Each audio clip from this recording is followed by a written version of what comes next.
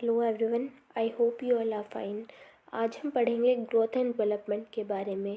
ये जो टॉपिक है ये सीटेट के पॉइंट ऑफ व्यू से भी बहुत इम्पॉर्टेंट है और साथ ही साथ अगर आप बीएड कर रहे हैं तो ये टॉपिक उसमें भी बहुत इम्पॉर्टेंट है।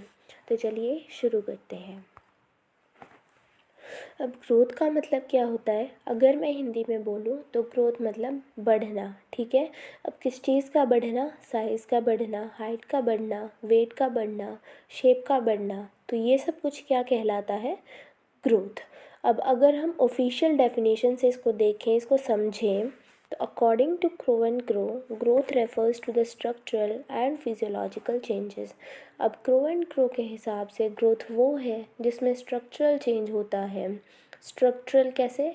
हाइट, वेट, साइज़, शेप, ये सब चेंज हो रहा है तो क्या हो रहा है? स्ट्रक्चर ही तो चेंज हो रहा है ना। तो ग्रोथ क्रो एंड ग्रो के हिसाब से ये है। And physiological changes. अब अगर हम फिजियोलॉजिकल चेंजेस की बात करें तो ये चेंजेस इंटरनली होते हैं, जैसे सेल्स, ऑर्गन्स, टिश्यूज़, इन सब में भी ग्रोथ होना, मतलब इन सब का भी बढ़ना ज़रूरी है ग्रोथ के लिए, तभी ही हमारी प्रॉपर ग्रोथ होगी। जो ग्रोथ है वो क्वांटिटेटिव होती है, मतलब हम ग्रोथ को मेजर कर सकते हैं। जैसे हम किसी की हाइट को, वेट को मेजर कर सकते हैं, तो ग्रोथ जो है वो क्वांटिटेटिव है। अब जो ग्रोथ है वो लाइफ टाइम नहीं चलता है, मैच्योरिटी तक ही हमारी ग्रोथ होती है। अब अगर हम ग्रोथ की एक और बात करें तो ग्रोथ लर्निंग से अफेक्ट नहीं होता है। मतलब अगर मैं किसी को कुछ सिखा रही हूँ तो उससे उसकी स्किल डेवलप होगी, ग्रोथ उससे उसकी नहीं होगी, उससे आपकी डेवलपमेंट होगी। अब एक और डेफिनेशन से इसको अच्छे से समझें तो according to Hurlock, growth is change in size in proportion, disappearance of old features and acquisition of new ones. Hurlock के हिसाब से ग्रोथ क्या है? साइज़ का चेंज हो जाना या प्रपोर्शन में चेंज हो जाना। जैसे कोई चीज़ छोटे से बड़ी हुई तो उससे उसका प्रपोर्शन चेंज हुआ। And disappearance of old features and acquisition of new once. अब इसको मैं समझाऊँ अगर, तो जब बच्चे छोटे होते हैं तो उनका मिल्क टीथ रहता है एक पर्टिकुलर एज तक, उसके बाद वो टूटने लगते हैं और परमानेंट टीथ आ जाता है। तो यहाँ पर क्या हो रहा है? ओल्ड फीचर्स बच्चे के डिसअपियर हो रहे हैं और एक्विजिशन ऑफ न्यू वंस, मतलब परमानेंट टीथ आ रहा है। अब अगर मैं डेवलपमेंट की बात करूँ तो डेवलपमेंट क्या है? डेवलपमेंट एक कॉन्टीन्यूअस प्रोसेस है, मतलब ये चलता ही रहता है। ग्रोथ जैसा नहीं है ये कि सिर्फ एक मैच्योरिटी लेवल तक ही होगा, नहीं, ये लाइफ टाइम चलता रहता है। मतलब कि मदर के वॉम्ब से लेकर डेथ तक डेवलपमेंट एक इंसान की होती रहती है। सो इसलिए इसको कॉन्टीन्यूअस प्रोसेस बोला जाता है। अब ये कॉन्टीन्यूअस तो है लेकिन ये एक पैटर्न फॉलो करता है, एक सीरीज़ फॉलो करता है। तो अब अगर हम हरलॉक के हिसाब से डेवलपमेंट को समझें तो हरलॉक बोलता है development means a progressive series of changes that occur in an orderly predictable patterns as a result of maturation and experience. मतलब हरलॉक बोलता है डेवलपमेंट वो है जो चलता रहे और जो पैटर्न फॉलो करे, जो हमको एक्सपीरियंस से और मैच्योरेशन से आए, वो डेवलपमेंट है। अब अगर इंसान कुछ गलती करता है तो वो उस चीज़ से सीखता है, एक्सपीरियंस करता है कि ऐसा नहीं करना है, तो वो चीज़ है डेवलपमेंट। फिर उसके बाद हम डेवलपमेंट को एक और डेफिनेशन से अच्छे से समझें तो according to J E Anderson, development is concern with growth as well as those change in behaviour which results from environmental situations. अब एनवायरनमेंट फैक्टर बहुत मैटर करता है डेवलपमेंट में। कैसे? अगर इंसान अच्छे एनवायरनमेंट में रहेगा तो अच्छी चीज़ें अडेप्ट करेगा, अच्छी चीज़ें अडेप्ट करेगा तो उसका बिहेवियर अच्छा होगा। यही चीज़ क्या है? डेवलपमेंट कहलाती है। तो डेवलपमेंट क्या है? डेवलपमेंट एक कॉन्टीन्यूअस प्रोसेस है जो एक सीक्वेंस में होती है और मैच्योरेशन और एक्सपीरियंस बहुत मैटर करता है। फिर उसके बाद आ जाती है डेवलपमेंट की टाइप्स। सबसे पहले हम बात करेंगे फ़िज़िकल डेवलपमेंट के। फ़िज़िकल डेवलपमेंट की बात करें तो फ़िज़िकल डेवलपमेंट में हाइट और वेट तो होता ही है, साथ में चेंज इन वॉइस, मतलब वॉइस चेंज होने लगती है एक पर्टिकुलर एज में, थोड़ी हैवीनेस आने लगती है, बॉडी का प्रपोर्शन चेंज होता है। तो ये सब आता है फ़िज़िकल डेवलपमेंट में। फिर उसके बाद अगर हम बात करें इंटेलेक्चुअल डेवलपमेंट की, तो इंटेलेक्चुअल डेवलपमेंट मतलब हमारी थिंकिंग पावर स्ट्रॉन्ग होने लगती है, हमारी मेमोरी स्किल्स एनहांस होने लगती हैं धीरे धीरे एक टाइम पर, reasoning power, imagination power strong होने लगती है, अंडरस्टैंडिंग होती है, डिसीजन मेकिंग होती है, प्रॉब्लम सॉल्व कर सकते हैं, मेंटल एक्टिविटीज़ बहुत सारी होती हैं इंटेलेक्चुअल डेवलपमेंट में। फिर आ जाती है सोशल डेवलपमेंट। सोशल डेवलपमेंट मतलब जहाँ पे एक बच्चा इंटरेक्ट करता है तो इंटरेक्शन से वो कितना डेवलप करता है, मतलब interacting with others social development है। मतलब वो अपने फ्रेंड्स की कंपनी एंजॉय करता है तो कॉपरेशन बहुत अच्छा होता है उनमें, तो ये सब आता है सोशल डेवलपमेंट में। अब आता है इमोशनल डेवलपमेंट। तो इमोशनल डेवलपमेंट में हमको हमारी फीलिंग्स को कंट्रोल करना होता है, हमारे इमोशंस को कंट्रोल करना होता है, मैनेज करना होता है, तो इसी को बोलते हैं इमोशनल डेवलपमेंट। मोरल डेवलपमेंट बात करता है एथिक्स पर। एथिक्स मतलब क्या चीज़ सही है, क्या चीज़ गलत है, what is wrong and what is right, तो ये आता है मोरल डेवलपमेंट में। अब आ जाते हैं ग्रोथ एंड डेवलपमेंट के कुछ प्रिंसिपल्स। ये बीच में डिफरेंस है, अगर आप चाहें तो इसका स्क्रीनशॉट ले सकते हैं, बाकी इसमें सब वही है जो मैंने आपको अब तक बताया है। तो चलिए बात करते हैं सबसे पहले प्रिंसिपल की। Growth and development follows a pattern और अ सीक्वेंस। अब चाहे कोई एनिमल हो या फिर कोई ह्यूमन बीइंग, हर कोई एक पैटर्न फॉलो करता है। जब जैसे आपको पता है जब कोई बेबी बॉर्न होता है तब वो कितना छोटा होता है, लेकिन ऐसा तो नहीं होता ना कि एक रात में ही उसकी हाइट या उसकी वेट या उसका साइज़ शेप बढ़ जाता है। वो धीरे धीरे करके एक लेवल तक पहुंचता है, एक स्टेज तक पहुंचता है। एक स्टेज से दूसरी स्टेज तक जाने के लिए हर कोई एक पैटर्न फॉलो करता है, चाहे वो चाइल्डहुड से एडल्टहुड हो या फिर एडल्टहुड से ओल्ड एज हो। फिर उसके बाद ये इसकी दो टाइप्स हैं डेवलपमेंट के प्रिंसिपल की, सिफेलोकाउडल सीक्वेंस एंड प्रॉक्सिमोडिस्टल सीक्वेंस। सिफेलोकाउडल और प्रॉक्सिमोडिस्टल ये दोनों ही डायरेक्शंस को बताते हैं। सिफेलोकाउडल सीक्वेंस बताता है हेड टू टो की डायरेक्शन को, जैसे यहाँ पे ये बेबी है, यहाँ पे सिफेलोकाउडल की डायरेक्शन को बता रहा है। सिफेलोकाउडल सीक्वेंस में ये आता है कि जैसे बच्चा अपने पहले हेड को कंट्रोल करता है, देन आर्म्स को एंड देन लेग्स को, बट जो इन्फेंट होता है, जो स्मॉल वन होता है, वो सबसे पहले अपने हेड और फेस को कंट्रोल करता है। हेड और फेस पर कंट्रोल करने के बाद ही वो अपनी लेग पर कंट्रोल करता है, जिससे वो creeping, crawling, standing, walking, running, तो ऐसे वो एक पैटर्न फॉलो करता है। अब फिर सेकंड नंबर पे आता है प्रॉक्सिमोडिस्टल सीक्वेंस। अब ये भी बात करता है डायरेक्शन के बारे में। अब जैसे हम किसी छोटे बच्चे के टीथ की डेवलपमेंट को देखें तो सबसे पहले सेंटर के टीथ आते हैं, फिर साइड्स के, तो इसकी डायरेक्शन सेंटर से आउटवर्ड होती है। मतलब सबसे पहले बच्चे का स्पाइनल कॉर्ड डेवलप होगा and then other parts of the body बच्चे के डेवलप होंगे। सेकेंड प्रिंसिपल आता है growth and development is a continuous process.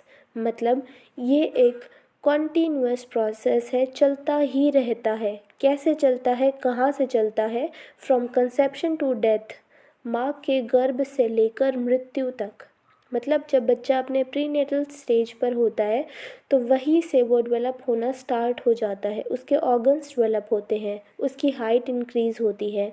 फिर कुछ टाइम के बाद वो एडल्टहुड में जाता है and then after few years वो ओल्ड एज में एंटर करता है, फिर उसकी डेथ हो जाती है, जिससे उसकी डेवलपमेंट वहीं ख़त्म हो जाती है। लेकिन तब तक उसकी डेवलपमेंट चलती ही रहती है। थर्ड प्रिंसिपल आता है प्रिंसिपल ऑफ इंडिविजुअल डिफरेंस। मतलब हर एक चाइल्ड एक दूसरे से डिफरेंट होता है, हर एक चाइल्ड यूनिक है, स्पेशल है, चाहे वो ट्विंस ही क्यों ना हो। उनकी फ़िज़िकल फीचर्स सेम हो सकते हैं बट डेवलपमेंट में उनकी पर्सनैलिटी, उनका बिहेवियर डिफरेंट ही होगा, सेम नहीं होगा, क्योंकि हेरिडिटी और एनवायरमेंटल फैक्टर बहुत ही मैटर करता है। ये दो चीज़ों की वजह से ये बच्चा जो है वो अलग होता है। नेक्स्ट प्रिंसिपल है development proceeds from simple to complex, मतलब एक बच्चे का डेवलपमेंट सिंपल टू कॉम्प्लेक्स की तरफ जाता है। अगर आप बच्चे को कोई चीज़ पकड़ने के लिए दो, जैसे कि फुटबॉल दो, तो आप उसको दोगे ना, तो वो पकड़ने के लिए तो वो दोनों हाथों से पकड़ेगा, वो एक हाथ से पकड़ ही नहीं पाएगा। क्यों? क्योंकि वो सिंपल टू कॉम्प्लेक्स की तरफ जाता है। पहले वो दोनों हाथों से पकड़ेगा, फिर कुछ साल बाद वो एक हाथ से पकड़ने लगेगा। ठीक है। अगर बच्चा पेंसिल पकड़ना सीखेगा तो वो सबसे पहले सर्कल ड्रॉ करेगा, नहीं ना कि पेंटागन, हेक्सागन और ऐसे शेप्स ड्रॉ करेगा। ये लेटर्स लिखना शुरू कर देगा। क्यों? क्योंकि उसके लिए ये सर्कल ड्रॉ करना ही सबसे ज़्यादा सिंपल है, बजाय कि स्क्वायर और लेटर्स के, क्योंकि ये थोड़ा डिफ़िकल्ट होगा उसके लिए। तो सबसे पहले वो सिंपल चीज़ ड्रॉ करेगा एंड देन कॉम्प्लेक्स की तरफ बढ़ेगा। Fifth principle are principle of heredity and environment. Heredity और एनवायरनमेंट बहुत ही मेन फैक्टर है डेवलपमेंट के लिए, जैसे हमने आपको पहले बताया था। मतलब ऐसा समझो कि डेवलपमेंट जो है इक्वल है हेरिडिटी एंड एनवायरनमेंट के, या फिर हेरिडिटी और एनवायरनमेंट जो है वो प्रोडक्ट है डेवलपमेंट का। अब हेरिडिटी का मतलब होता है traits that are passed down from parents to their children biologically through genes। मतलब जो भी कैरेक्टर्स ट्रांसफ़र होते हैं हमारे पेरेंट्स से ऑफस्प्रिंग में, चाइल्ड में, उसको हेरिडिटी बोलते हैं। जैसे स्किन कलर और फेस अपीयरेंस और जो है हेयर कलर, ये हमको किससे मिलता है? अपने पेरेंट्स से मिलता है। तो ये होता है हेरिडिटी। एनवायरनमेंट क्या होता है? Every other factors except the heredity factors. In short हमारा जो सराउंडिंग है ना, वो आता है एनवायरनमेंट में। नाउ सिक्स प्रिंसिपल है principle of maturation and learning. मतलब बच्चे को अगर कुछ सीखना है तो उसका मेच्योरिटी लेवल तक आना ज़रूरी है, उसके ऑर्गन्स, और वो खुद फुल्ली डेवलप रहेगा मेच्योरिटी लेवल तक, तो ही वो कोई चीज़ सीख सकता है।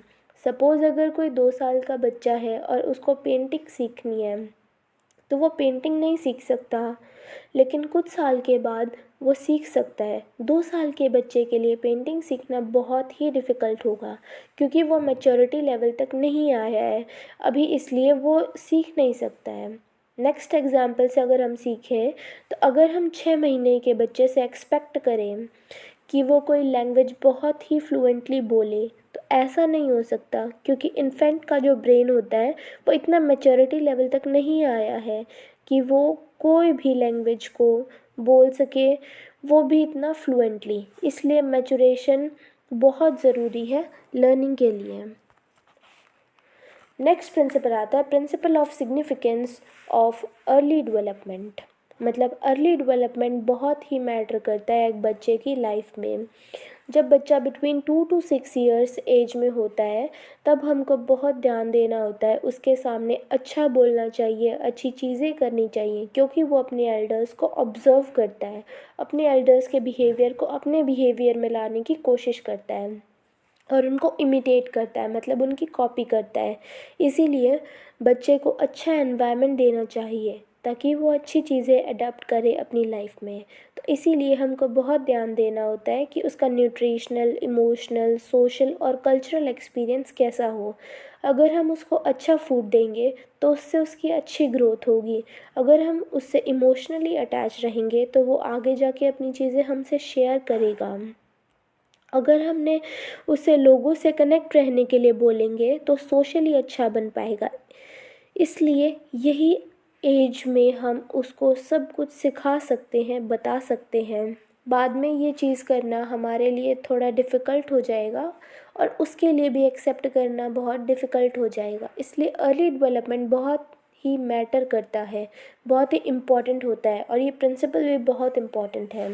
नाउ एट्थ प्रिंसिपल है development proceed from general to specific. तो चाहे कोई भी एरिया में हो डेवलपमेंट, वो पहले जनरल होती है फिर स्पेसिफिक। आप बच्चे को देखेंगे जब वो छोटा सा होता है तो क्या वो डायरेक्ट बोलता है उसको जो चीज़ चाहिए? नहीं, वो रोता है उस चीज़ के लिए, रोता है तो ऑब्वियसली माँ समझ जाती है कि उसको क्या चीज़ चाहिए या मेरा बच्चा किस चीज़ के लिए रो रहा है। तो वो इसमें एक जनरल रिस्पॉन्स देता है, मतलब क्राइंग उसका एक जनरल रिस्पॉन्स है, जिससे वो चीज़ उसको मिल जाती है और फिर कुछ साल के बाद वो स्पेसिफ़िक रिस्पॉन्स करता है।